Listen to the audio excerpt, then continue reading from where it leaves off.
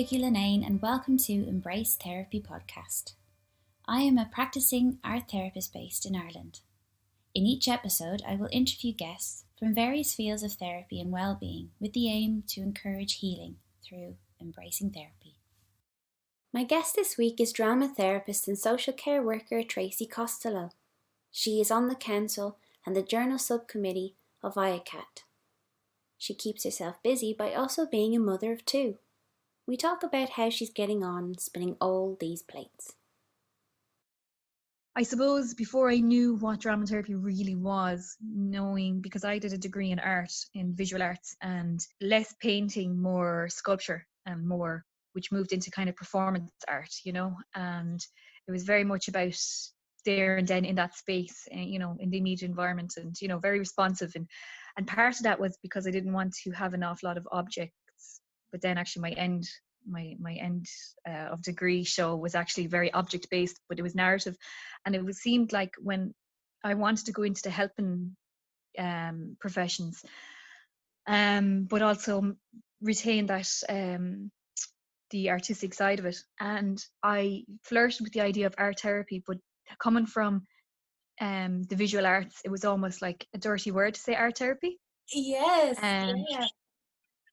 Because it's like, there's this notion that there's like art for consumption, and then there's the airy fairy art. Oh God, lovely, you drew a butterfly. Oh, we're all happy. That's the connotations, and I suppose that was kind of that kind of played a little bit on why I didn't go towards the art therapies, but also I wanted to go into the drama part because I was more movement and voice, and I was louder.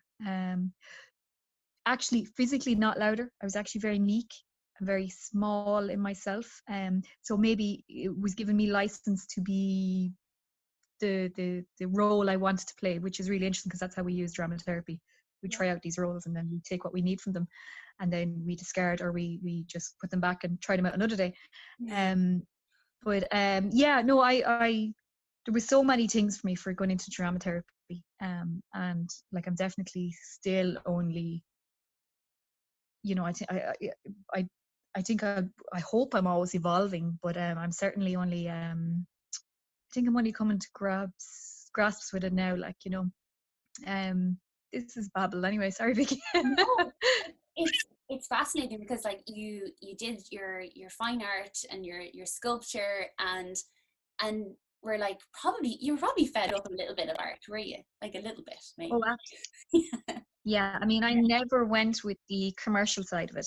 I was never one who was gearing towards a gallery or consumerism. Couldn't hack it.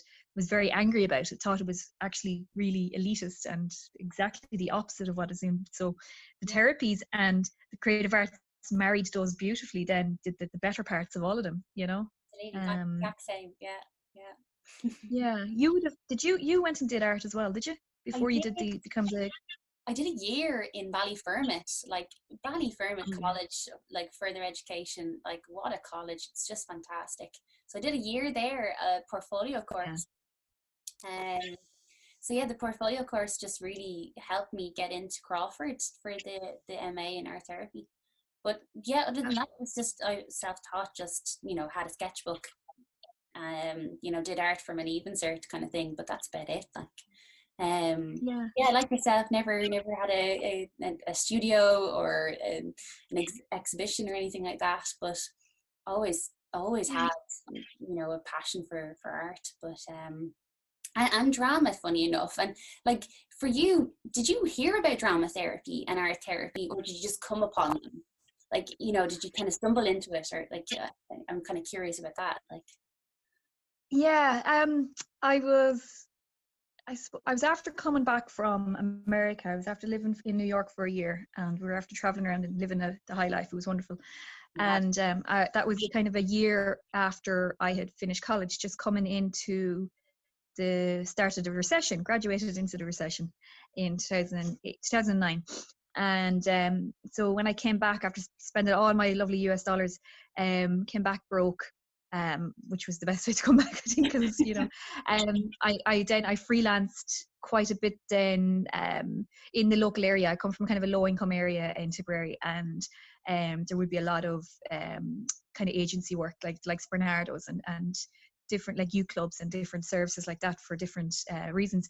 And I would have kind of been one of those people that would have just been given back to the community, in the sense that like I lived in the area, so I was just doing art groups and all this kind of thing. And I was really kind of searching for that kind of piece to marry the both, as I said, the art and the therapy, and not really thinking about art therapy, more community service or something to that effect, because the kids I was working with, I always found that we would be doing some sort of thing. It could be a St. Patrick's Day float, you know, and within 20 minutes of them having them come around and doing a bit, they were like spilling their hearts, you know. And I was just looking, even at that point I was going, where do I get a container for this, you know? How do I do this, and how do I do it safely? And that was something that I was like, I really want to know how to do this better. And it wasn't conventional. I just found it wasn't, you know, it was in the most unlikely spaces. And even as a social care worker, you find that when you're working with kids, it's probably in the car when both of you are facing out forward and there's radio on, or there's music, or there's some buffer when that kind of the unexpected work occurs, you know. And then I, of course, at that point, then I was very hungry for knowledge, as I always am, and I was doing all these little courses as much as I could. And it was a dramatherapist called Joe, and he was doing an addiction course, FETAC level something or other, and I was interested in what he was doing with the addiction services and things like that. And I just happened to ask him, I said, what's your opinion of the art therapy in the addiction services? And he says, well, I'm a dramatherapist myself. And I just went, what is that? Tell me about that. Amazing. So because even at that, it was making sense to me about, even before I knew dramatherapy even existed. And actually I'm just thinking of the St. Patrick's Day parade we would have done. So I think there was always a prize. Now I don't ever remember. Oh, it was a trophy. That's what it is. There'd be a presentation. There would be different things. You know, it would lead on to a few things, and it would keep a lot of us occupied. A lot of the kids occupied for a couple of weeks beforehand. Usually I do more work involved than anyone, but it was nearly a vessel. You know, it was really nice that way. But so there would have been different different themes, but it was, and because of that, you know, you'd be trying to get the kids kind of familiar with the themes that we were going for, you know, and so there'd be a little bit of discussion around it and different things. And I could even see then that kind of vessel of holding individual stories through kind of broad narratives, in the sense that I could see connections with the kids. Now we were never doing explicitly, you know, any therapeutic work. Wasn't intended. It was a byproduct, but it was that I really loved the idea of. So I suppose that's where, when Joe told me about dramatherapy, I was just like, wow, blown away. And from then on, yeah, I moved towards that, went for the interview, only to discover that I was expecting my first baby. So I deferred for 2 years. Yeah, Michael. Yeah. So yeah, in 2012, I'd applied for the masters. I'd done the day workshop, and I loved it. And then I discovered I was expecting, and I said, okay, I'm going to go for the interviews and say nothing. And then I shelved it when I received it. I was so thrilled. And when they offered me the place, and then I put that aside then for 2 years when the next intake were coming in, and proceeded on my dramatherapy journey in 2014 with a 2-year-old, in tow. So it was interesting, definitely. Did you find that, you know, being a mother, was it, and like, I can only imagine it being of benefit going into the dramatherapy with this new role, and like, you know, learning alongside your little boy, like, you know, I can only see that as a Yeah, benefit. But how was that like? I've always said I feel like I'm a better therapist having been a mother before it. Now, I've spoken to peers about this who would have said that when they had their baby right after their masters, they would have benefited. So I mean, I suppose it's what you know, but the only thing I would say is, because I was such a new mother in the 2 years, and because, you know, you're very much immerse in the mother-child dynamic, especially when you're looking at attachment theories, which was kind of in Winnicott, and he played a huge role in my learning, in my interest in the masters. And there was a lot of self-criticism, and there was a lot of, oh, I should have done this, and oh God, I'm really, there was a lot of there was anxiety around kind of matching that textbook. But then the irony of that is, because Winnicott always just speaks of the good enough mother rather than the picture perfect one, so there was a lot of kind of what is the word, oxymorons, I suppose, in my thinking. But most certainly I had things to draw on. And I suppose it gave me, I suppose without having the training before Michael was born, it gave me the opportunity to really understand when individuals don't have that kind of that academia or that theory behind them, and how they wouldn't know, especially if you're coming from a kind of a very difficult start in life, and then to try and replicate a good enough mothering, parenting, caregiver to your child, without knowing that. So, I definitely made mistakes. There was definitely things when I was looking back, I was going, oh my gosh, why did I think that was okay? And why did I think, my whatever 2-month-old would needed to cry it out, or why did I think I was spoiling him by picking him up more than once, in 10 minutes, or, just things like that, definitely opened my eyes. Yes. But I suppose, there's fors and against, I suppose there's no for or against, it's just how it was, It was exactly, yeah. Well said. Absolutely. God, I was one of those who graduated and had a baby like pretty soon after, and like that again. It was nice to have the theory, I suppose, behind before I started, motherhood. But I can totally see your point of view and how it would really only be of benefit, really. But it's fascinating, really. I'm constantly digesting and like devouring parenting books at the moment, just like Janet Lansbury and all that type of thing. And just like what you said, how do we go along thinking that children should cry it out? It's weird. It's just totally accepted, and it's something that's pushed on us as mothers. Don't pick them up, they need to learn how to sleep and all this type of thing. It's weird, isn't it? Yeah, it is. It's a strange one, and even now with Eleanor, my newest little lady, I know I'm benefiting by not being so rigid with, allowing that kind of organic relationship to form between mother and baby, and really allowing myself to do that, and indulging in it, instead of thinking this is hard work, I have to do this and I have to do that. And if I, and it was really nice. There's the public health nurse, with the COVID anyway, she contacts you over the phone rather than, you don't get to greet and meet, but it's almost more thorough. So she's talking to you that much more. She's more conscious of getting the information across, because she knows she's only on the phone. But she said to me now, and I think she sounds like a lady in her early 50s. And she said, now you listen to me now.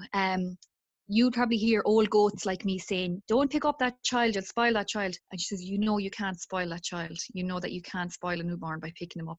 And I said, I'm so grateful for you to hear that from you, because I know that myself, but for you to know that as well is wonderful, because I know when I had Michael, which is 8 years ago, it was a different story. Even then, nurses and different professionals had different kind of more stricter views on how to, bond and rear your child, and and I can see why they, it would have followed that way. It was just, but we're a different generation now, and it's really, really, it's really nice. I'm sorry, Vicky. I'm actually, I feel like I got off in some land here talking to you about this. Not. You're gorgeous, and it's wonderful. Because it's really good insight as to you into like how you work as a therapist, because you're talking about connection and being authentic in the moment and responding to your intuition and your cues, and it's what works for you will work for your client, because you're saying that, with your little one now, that, you're feeling better, you're feeling the benefit of it, because you're not Yeah. going against yourself. And I can only imagine that then in the therapy room being a very similar space, a very accepting space. um you know Yeah, and it's I suppose you're throwing me back into a client. I'm just thinking of who'd yeah, have it was a young boy of maybe when I met him he was just gone 4, and he would have come from a very kind of definitely not a good enough attachment, if any attachment. His attachments were mm, quite chaotic. yeah, And um my so there's the battle almost between the therapist and the mother that ensues with me, especially in a situation where I'm working with a kid who's never really experienced a good enough caregiver, yeah, and boundaries and the ethics and the morals, and the mothering where you go over beyond, over and beyond, and the wanting to scoop them up and take them home with you and them yeah, up and love them up. And then there's also the therapist that is recognizing that child's position and where their value system is and what they've known. And you know um read something. It was one of those lovely kind of sound bites that you see in on Facebook, or those little kind of 1 minute quotes or 1 second quotes. And it was a case of a child with a kind of a child who's never known love, or a good enough love or a good enough attachment, is like having cold feet and being put right into hot water, warm water. It yeah. might seem that it's warm, but it's actually to that child, and of course they're going to react and they're going to pull out. And instead of that kind of gradual what's acceptable, it's like a tolerance. Their window of tolerance would be quite small even for different things like that. And even though I'd have that insight, and when I began my work with this child, I was I was only newly graduated as well, and I expected that because I had had this intuition and all these different things, that it would be the most normal, or that a child would respond really well to my wanting to hear him and give recognition and affection, within those boundaries. But it actually was quite the opposite, and Mm. that was quite difficult for me for a while, because I was saying, I was almost like I was putting my needs on them. I needed them to need the love that I was going to offer. So there is a battle that ensues, I have to say, with between the mother and the therapist. Yeah. But I'm slowly coming to grips with that and being able to transfer hats, kind of go, okay, I don't need to have that hat on today, or I can put the hat on just for a moment and then change over, or there's like Yeah, it's a I particular completely. recipe for the day. Yeah, I completely get that. And especially when you're working with children, it's so hard to not have the mother hat on, absolutely. And then it's funny, working with an adult and their inner child coming up and feeling the need to be the mother. That's a weird space too. It's like, you know, the adult, even the older adult who is, still struggling through life because of poor attachments, you know and Yeah, the kind of consequences of that in yeah, their life. Yeah, yeah, absolutely. And now I wouldn't have worked with adults therapeutic, like in the therapy space, yeah, but I know from my experience of working with adolescents in my kind of full-time job as a social care worker. I work in a residential for children in the inner city in Dublin, and the children that come to the service are usually have been through the system, and their parents or relatives or guardians who would have been attempting to support them, or would have been part of their life in and out, I've definitely experienced their needs, as part of that kind of more I suppose holistic approach that we're looking at, or the more family systemic approach that we would have in there, where you're working with the adolescent, but you kind of know that to go through you need to work with the family. And so working with the family, there's times, taking my professional hat off, saying, Jesus, the mother needs more help than the child does. You know, if we could only just sort out that, you know, there's this, it's like the child, the parent never grew up, you know, they're of adult shape and size, but they never surpassed a particular milestone, and then they have children, and it's almost a case of like this young individual inside this adult is supposed to be able to look after this other young, you know, adult who has become an adult because of, you know, it's almost like they have been parentified by the time they're 4 or 5 years of age for whatever reason, for circumstances, you know. Sorry, Vicky, again, I'm really sorry, I'm babbling. I know I'm grasping words here. It's just been so long since I've been speaking about, you know, drama therapy or any kind of interventions. It's perfect. So do cut me off.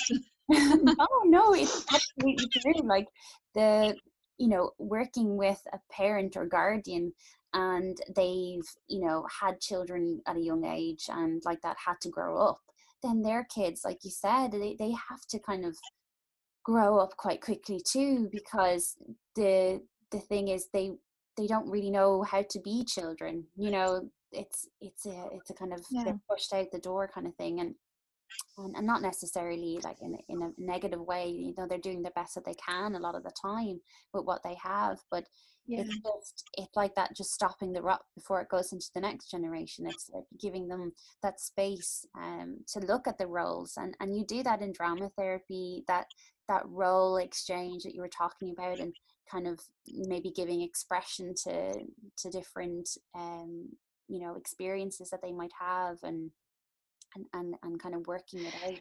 Yeah, absolutely. There's a lot of kind of unresolved trauma, you know, and it's generational. What I find, and I suppose, you know, and you can see it's kind of tumbling down along the generations, and you're almost trying to like hold back the river, you know. You're trying to, you know, you're trying to be the dam to this kind of really, this force of kind of this the trauma, I suppose.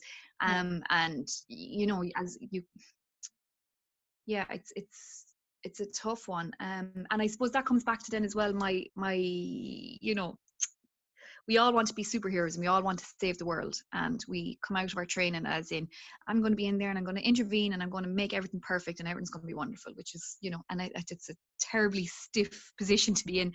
And I suppose it's like trying to impose your values, going, you know, you shouldn't be in this way, you should be doing this, you should be trying to get a job, you're an amazing singer, you should be doing this, you know. It's kind of like imposing what you think is a positive role onto these children. You're actually you're just posing your own value system, and you have to keep that in check, I think. To you as a therapist, what would support look like? So we have the peer support group, Embrace, and, you know, and then I'm also part of the council in ICAT, and you kind of forge support systems nearly organically through that, because you might be working on something together, and then there's the, you know, resonance of you know, different life normal experiences, you know, things like that. So I suppose it's just connection with your peers. And it's being able to dip in and out, and it's also recognizing that we all don't know the answers, and that we're kind to each other about it. And maybe it's actually my colleagues from different professions, you know, complementary professions, you know, recognition of the work that we do. I think it's nearly someone saying, oh, do you know what, fair play, you know. And I know that's quite self-indulgent, but it's nice to be recognized. And I think that's probably a lot of what I'm saying here today is, oh, I want to be recognized, I want to be heard. Well, we deserve it, you know. Like, I think that's another reason for this podcast, is that to give credit to the work that's been done, because there are so many creative arts therapists working in Ireland, and unfortunately we're not state recognised. And, you know, the drama therapy has been pulled from Maynooth NUI, you know, NUI Maynooth, and you know, that's really not cool. And, you know, there's so much more we could get into, but you know, we deserve to be Yeah. recognized. So absolutely, peer support is integral, you know, and I'm really happy that Yeah. you said like you know, a team of support, like of all different types of areas in the mental health, or even, you know, even I have a friend who's a nurse in James's, and you know, she's a really good help on a practical level sometimes of as Yeah. what is the signs of burnout, you know. Yeah, absolutely. And even it's to give it more three-dimensional look as well, I suppose, of the health system. And I suppose, you know, if we were looking at the holistic approach, it is, as you say, the physical, the physiological side. You know that the nurse is part of the mental health, and the, you know, the doctors, and the, you know, the sports coach. There's all these elements, and we're also an integral part of those elements. Look, it's been fantastic talking to you, and I hope that the timing of your little one coming along was gentle on you, and that you have permission like now for yourself to just switch off and be mum for a while, um and that you're not rushing too much back into the work, that you get some time off for yourself. Thanks a million. Best of luck with editing that, like.